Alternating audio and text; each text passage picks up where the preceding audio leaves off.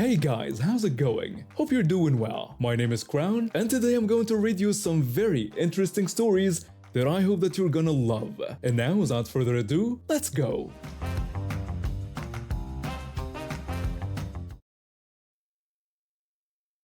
This 1950 Ford F-100 pickup truck belonged to my grandfather first, then my father, and now me. I spent countless weekends in the garage with my dad, learning how to fix engines, replace parts, and keep this beauty running. When my father passed away 5 years ago, he left me the truck with one simple request: keep it in the family. I promised him I would, and I've spent years restoring it to perfect condition. Every scratch I buffed out, every part I replaced, every hour I spent under the hood brought me closer to both my father and grandfather. This truck wasn't just metal and wheels, it was my connection to them. I worked as a mechanic in town, which gave me the skills and resources to maintain the truck properly. Most mornings, I'd sit on my porch with coffee and just look at it. That morning started like any other, until I heard tires screech to a stop in front of my house. A bright red sports car pulled up, and out stepped this guy wearing designer clothes and expensive sunglasses. Everything about him screamed money and arrogance. He walked up to my porch like he owned the place. He greeted me and I set down my coffee to look at him. I asked if I could help him with something. He leaned against my porch railing and looked at my truck with this dismissive expression on his face. He told me I had a nice ride, but the way he said it made it sound like he was doing me a favor by noticing. I thanked him and explained that it had been in my family for generations. He actually laughed at that, like my family history was some kind of joke. Then he said he had a friend who collected old cars and he'd promised to find him one. He asked me how much I wanted for my old thing. My jaw nearly dropped. The nerve of this guy. I said the truck wasn't for sale and that it meant everything to me. He pushed back, saying everything had a price and I should just name my number so we could make it happen. I felt my patience running thin. I repeated that it wasn't for sale and asked him to leave my property. His smile disappeared and his eyes narrowed. He asked if I had any idea who he was, then said he always got what he wanted. He called me some small-town nobody who didn't appreciate what he had. My hands clenched into fists. I suggested he get back in his fancy car and leave before I called the police. He huffed, muttered something, and stomped back to his car. He peeled out, leaving rubber marks on the road. For the next few days, everything seemed normal. I went to work at the shop, came home, and worked on the truck in my spare time. Taking it for drives around town helped me clear my head and feel connected to my dad. Then one evening, just when the sun was setting, I looked out my living room window and froze. That same guy was back, skulking around my truck with something in his hand. I watched in disbelief when he tried to jimmy open the door. I ran outside as fast as I could and yelled at him, asking what he thought he was doing. He jumped and dropped a crowbar, startled by my sudden appearance. He claimed he was just admiring my antique, trying to sound innocent. I said it looked like he was trying to steal it. That smug smile crept back onto his face. He said he was just a car enthusiast, and there was nothing wrong with looking. I pointed out that he had a crowbar and ordered him off my property. He picked up the crowbar and brushed off his expensive clothes. He said fine, I could have it my way, but he'd be back and next time he would take that truck. He got in his car and sped off again. This time I knew I had to protect myself and my truck. The next morning I went straight to the police station and filed a report about the attempted theft. The officers were sympathetic and advised me to install security cameras, which I did that same day. Weeks passed and I started to relax, thinking maybe he'd finally given up. I should have known better. Late one night I heard a loud noise from my driveway. I rushed to the window and saw something unbelievable. He was there with a massive tow truck, trying to hook up my pickup. I stormed outside, my blood boiling. I demanded to know what he thought he was doing. He turned to face me, still wearing that infuriating smug expression. He reminded me that he'd said he'd be back for the truck and said he always kept his promises. I pulled out my phone and said I was calling the police right then and there. I said this ended now. His expression changed from cocky to worried. He quickly unhooked the tow truck from my pickup and said I was making a big mistake before driving off into the night. I gave the police his description and his license plate number. They promised to do their best to catch him. After that incident, I hired a security expert to help me fortify my property. We installed more cameras, motion-activated lights, and reinforced locks on my garage. I wasn't taking any chances. Another few weeks passed without incident. I started to hope that maybe the police had scared him off or that he'd finally given up. But deep down, I knew he was just waiting. One stormy night, I heard a terrible crash from outside. I ran to the window and felt my stomach drop. He was there, ramming his sports car repeatedly into my truck. I watched in horror. When he destroyed the vehicle my grandfather had bought new, the truck my father had maintained, the truck I'd spent years restoring. I ran outside into the rain, screaming at him and asking what was wrong with him. His face was twisted with rage when he kept ramming his car into my truck. He yelled back that I should have sold it to him when I had the chance. I ran to my neighbor's house and pounded on the door, begging them to call the police. By the time I got back outside, I could hear sirens approaching. He finally backed away from my mangled truck and sped off into the rainy night. When the police arrived, they documented the extensive damage to my truck and immediately put out an alert for him. I was genuinely afraid of what he might do next. The guy had completely lost it. Weeks went by with no sign of him. Then I got a call from the police station with surprising news. They said they'd found the guy who'd been harassing me. They explained he'd been involved in multiple thefts and property damage cases across 3 counties. They'd arrested him. I went down to the station and saw him sitting in a holding cell, handcuffed and defeated. All that arrogance was gone. He looked pathetic. He was charged with attempted theft, destruction of property, trespassing, and several other crimes from his other victims. He got sentenced to 5 years in prison. My insurance covered most of the repairs to my truck, though it took me months to restore it again. Every dent I hammered out reminded me of that crazy situation. But at least the truck stayed where it belonged, with me and my family. I grew up in a pretty typical, lower-middle-class neighborhood back in the early 90s. My dad worked at a factory, my mom stayed home with us kids, and we got by on what we had. Money was always tight, but we made it work. We had good neighbors on one side who we'd become pretty close with over the years. They were a big family with about 5 kids, and honestly, they had it even tougher than us financially. But you'd never know it from how kind and generous they were. They were always the first ones to help out if someone needed it, even when they barely had anything themselves. The thing about their house was that it didn't have proper heating installed. I guess the previous owners never bothered with it, and this family couldn't afford to get a heating system put in. So when winter rolled around, they relied entirely on their fireplace and whatever firewood the father could get his hands on. He worked with some guys who helped him out with free wood from time to time, and that's what kept his family warm through those brutal winters we'd get. Now, on the other side of the street, we had these other neighbors, and let me tell you, they were the complete opposite of the nice family. These people were just terrible, the kind of neighbors everyone wishes would just move away. The police were at their house constantly for noise complaints. They'd have loud parties that went on until 3 in the morning on weeknights. Their kids were terrors too, always causing trouble, throwing rocks at cars that drove by. I remember my dad having to get our windshield replaced twice because of those brats. But the worst thing about them was that they were thieves. Everyone in the neighborhood knew it. They'd stolen mail, lawn decorations, tools left out in yards, you name it. But proving it was always the problem. They were sneaky about it, and unless you caught them red-handed, there wasn't much anyone could do. So that winter, when the nice family started noticing their firewood disappearing, it didn't take long for suspicions to point in one direction. The father would stack his wood neatly by the side of his house, and every morning he'd wake up to find some of it missing. Not all of it, just enough that someone thought they could get away with it without being too obvious. At first he thought maybe he was miscounting, but after a few days of keeping careful track, he knew for sure someone was stealing from them.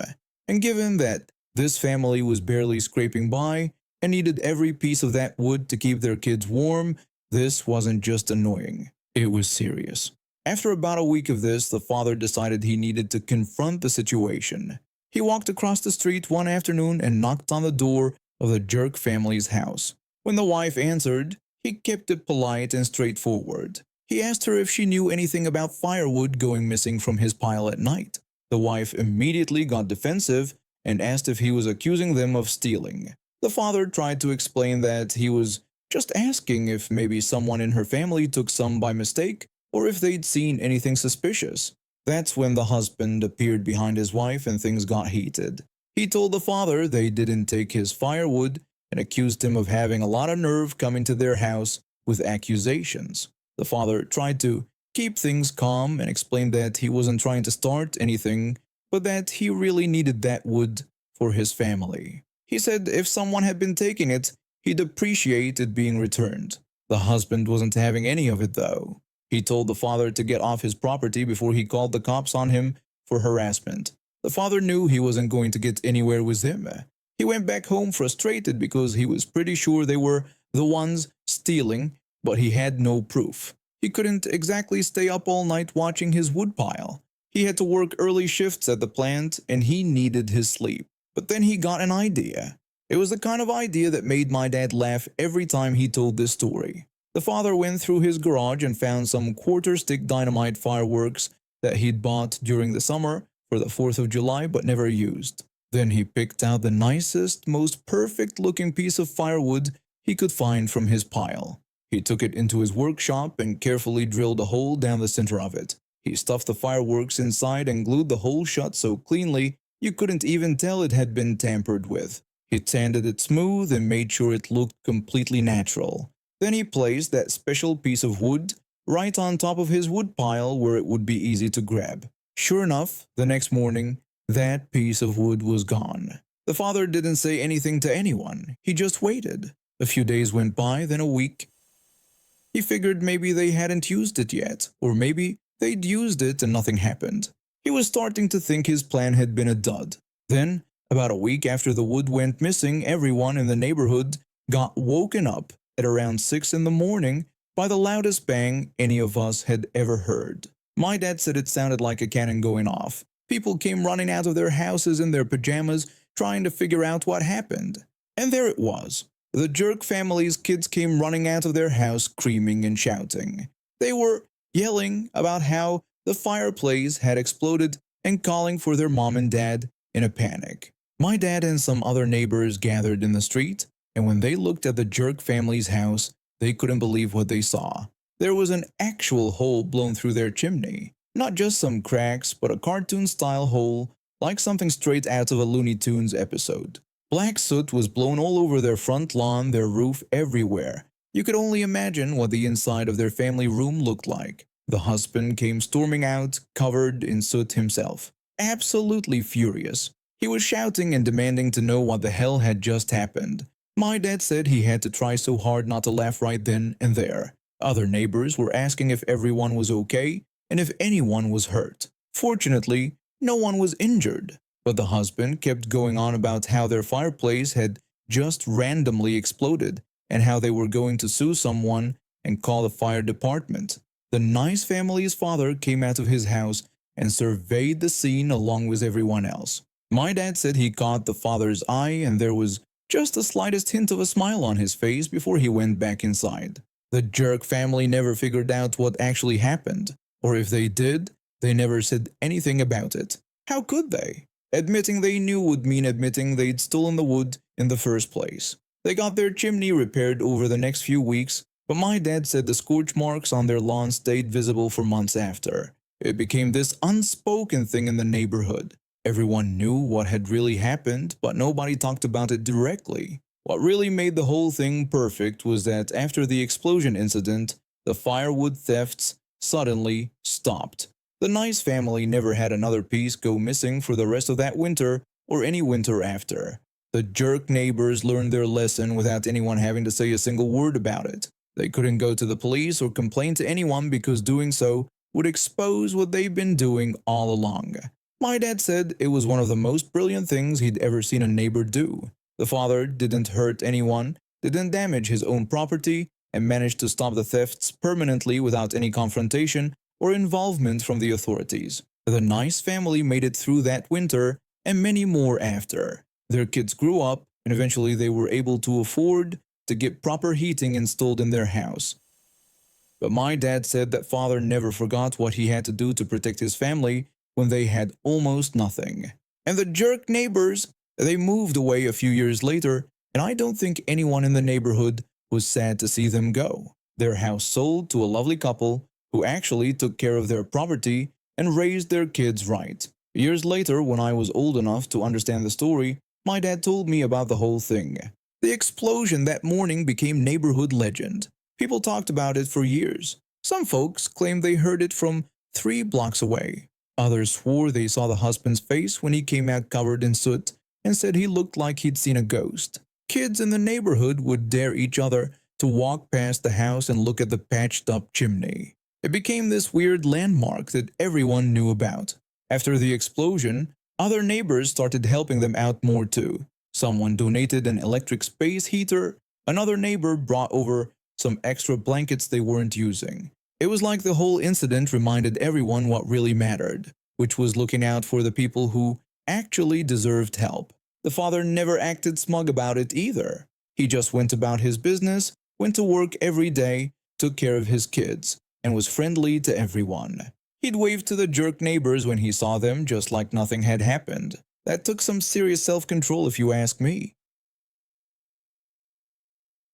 I guess I should start by explaining how we got here. My mom has been hosting Christmas dinner for our family for as long as I can remember. She's always been the one who makes everything from scratch, spends days preparing, and makes sure everyone leaves with full stomachs and leftovers. But this year, she finally said she just can't do it anymore. Her back has been giving her trouble. And honestly, after what happened the last few years, I think she's just exhausted from all the stress. My brother's wife has been part of the family for about 8 years now. She has several food allergies. Nothing that would kill her, but they cause reactions like rashes and stomach problems that make her pretty miserable. We all get it. Allergies are serious, and nobody wants to be the person who makes someone sick. So for years, my mom went out of her way to keep everything separate. She'd use different cutting boards, different utensils, label everything, the whole 9 yards. But here's the thing. The allergies aren't why I have a problem with her. It's everything else. Every single year without fail, she has something negative to say about the food. Not just about whether it's safe for her to eat, but about how it tastes, how it's prepared, how it's seasoned. My mom would spend hours making a special dish just for her, following all the rules, making sure nothing was cross-contaminated, and she'd still find something to criticize. My mom would proudly present the separate stuffing she made with all the safe ingredients, only for my brother's wife to comment that it was too dry and she wasn't sure about the seasoning choice. Another time she questioned whether the vegetables were really organic because she claimed she could always tell the difference. My mom would just smile and nod, but I could see how much it hurt her. I wanted to say something so many times, but mom always told me to leave it alone because she didn't want to cause problems. 2 years ago, something went wrong. My mom accidentally used a spoon that had touched something my brother's wife was allergic to. She had a reaction and needed to take medication. It wasn't life-threatening, but it was scary, and my brother's wife made sure everyone knew how upset she was. My mom felt terrible. She cried about it for days. So last year, mom decided to play it safe.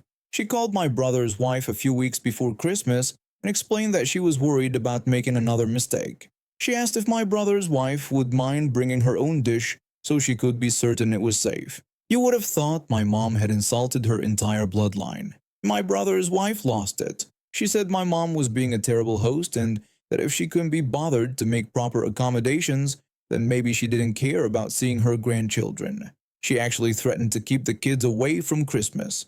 My mom gave in immediately. She spent even more time last year making sure everything was perfect. And what did she get? More backhanded comments about how the turkey was overcooked and the potatoes needed more butter. So when mom said she couldn't host this year, I waited to see if any of my brothers would step up. None of them did.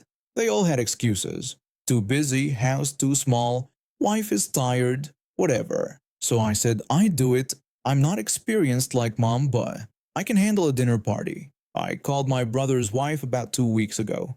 I told her I was hosting Christmas this year since mom couldn't do it anymore. She seemed pleased and said she would send me her list of allergies and safe foods. That's when I told her I needed to talk to her about something. I explained that I wasn't experienced with handling allergies like mom was, and that I couldn't guarantee the food would be safe for her. I said I thought it would be best if she brought her own meal. There was silence for a moment. Then she asked if I was serious. I said that I was being honest about not wanting to risk her having a reaction and that I wasn't comfortable preparing food with her restrictions. I told her she was welcome to come and bring something she knew was safe. She asked me if I was really refusing to accommodate her at a family dinner I was hosting. I clarified that I wasn't refusing anything but being honest that I couldn't do it safely. I repeated that she was welcome to come and bring her own food. She called me incredibly rude and said that I was supposed to make sure all my guests could eat. That's when I told her that a good guest doesn't spend years making backhanded comments about food that someone worked hard to make. I probably shouldn't have said that, but it just came out. She insisted she had never done that. I told her that yes, she had every single year. I said I wasn't putting myself through that and that she didn't have to come if she didn't want to. She said she was going to talk to my brother about this and hung up on me. 10 minutes later, my brother called asking what was wrong with me. I explained that I had told his wife I couldn't safely prepare food for her allergies, so she should bring her own.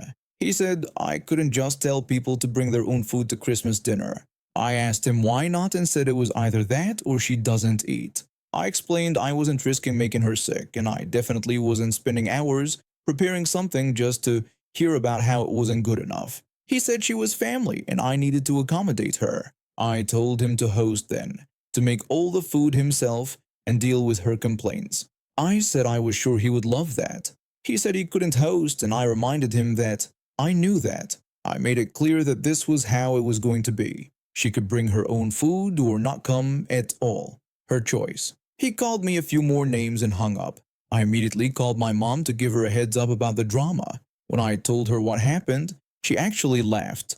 Like really laughed. She said good for me and that she should have done that years ago. I asked if she was mad. She said she wasn't mad at all and that she was proud of me. She explained that she had spent years walking on eggshells around my brother's wife and she still made her feel terrible. She said maybe my brother's wife needed to hear that her behavior wasn't okay. My brother has been sending me angry texts all week. My brother's wife posted something vague on social media about family members who don't understand allergies and how hurtful it is to be excluded. Some relatives have reached out asking what's going on. I've been consistent with everyone. I'm hosting. I'm not experienced with her allergies. She's welcome to come and bring her own food. Some people think I'm being unreasonable. Others are saying it's about time someone stood up to her. Yesterday, my brother called again. He said fine, they would come, but this was really messed up. I told him great and to let his wife know she should bring whatever she wanted to eat. He mentioned she was still really upset. I said that was okay and she didn't have to come if she was that upset.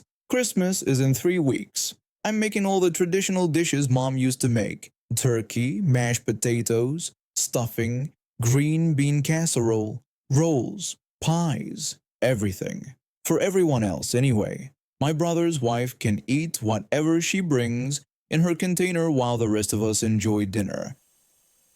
And for the first time in years, I won't have to listen to someone complain about food I worked hard to prepare. My mom is coming over early to help me cook. She seems lighter somehow, like a weight has been lifted. Maybe standing up to my brother's wife did that. Or maybe she's just relieved someone else finally dealt with it. Either way, I'm good with my decision. And now we have reached the end of today's stories. Thank you for watching, and see you next time.